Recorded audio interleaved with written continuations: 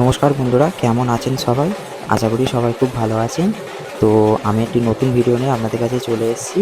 তো বন্ধুরা, তোমরা দেখতেই পাচ্ছ, তো এটা হচ্ছে একটি উৎসব। এই উৎসবে আমি কদিন আগে এই ভিডিওটা তুলে রেখেছিলাম, যার কারণে আমি ভিডিওটা সেইদিন দিতে পারিনি। তো আমি আজকে ভিডিওটা দিচ্ছি। তো এটা শ্রাবণ মাস, তোমরা সকলেই জানো। তো এটা হচ্ছে শ্রাবণ মাসের একটি গাজন উৎসব। অর্থাৎ শ্রাবণ মাসে যে শিবের যে গাজন উৎসব হয়, এটা সেই উৎসবই বলতে পারো। তো এখানে বন্ধুরা তোমরা দেখতে পাচ্ছ যে বাজনা বাজানো হচ্ছে। তো আরও অনেক রকমেরই এখানে অনুষ্ঠান হয়েছে, আমি তোমাদের পুরো ভিডিওটায় দেখাবো। তো এই গাজন উৎসব প্রত্যেক বছরই শ্রাবণ মাসে এখানে পালন করা হয়। আর এটি হচ্ছে নিউ করলায় হয়েছিল। তো নিউ করলা এখানে প্রত্যেক বছরই এই সময় মানে শ্রাবণ মাসে গাজন উৎসবটা পালন হয়। খুব বড় করেই পালন করা হয়, প্রচুর লোকজন এখানে এই গাজন উৎসব দেখতে আসে। তো সাধারণত এখানে খুব বড় করেই পুজোটা হয়।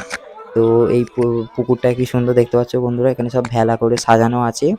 তো এই গাজন উৎসবের আসল পর্বটাই হচ্ছে যে তলোয়ারের ওপর শুয়ে আর কি সাধারণত যায়। তো এই যে এগুলো দেখতে পাচ্ছ, এই ভেলাগুলোর মধ্যে সব তরোয়াল রয়েছে এবং সেই তরোয়ালে অনেকেই মানে সাধারণত শুয়ে রয়েছে, সেটা তোমরা দেখতেই পাবে যে ভিডিও লাস্টের দিকে রয়েছে।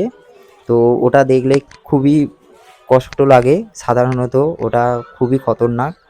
তো যার কারণে এটা তো এখানে সাধারণত প্রথমে ভেলাগুলোকে সব জলে নিয়ে যাওয়া হচ্ছে, সেটা আমরা মানে দেখছিলাম।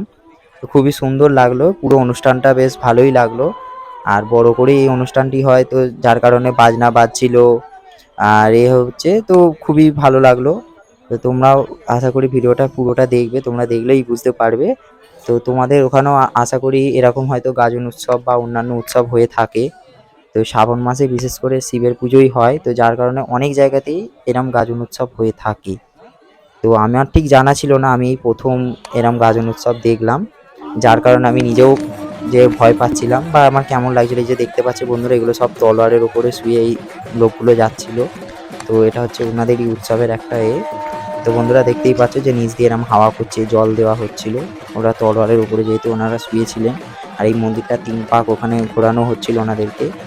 তো খুবই আমার কষ্ট লাগছিল দেখে। তো যাই হোক বন্ধুরা, আমার ভিডিওটা কেমন লাগছে তোমরা একটু কমেন্ট করে জানিও। তো ভিডিওটা ভালো লাগলে লাইক কমেন্ট শেয়ার করো, এবং যারা আমার চ্যানেলে নতুন আছে আমার চ্যানেলটিকে সাবস্ক্রাইব করে বেল আইকনে গিয়ে অল নোটিফিকেশানটা অন করে দিও, যাতে আমার ভিডিওটা ছাড়লে তোমরা আগে সেটা তাড়াতাড়ি দেখতে পারো। তো বন্ধুরা, দেখা হবে পরের ভিডিওয়। আপাতত আজকে এইটুকুই। ঠিক আছে বন্ধুরা, দেখা হবে পরের ভিডিওতে।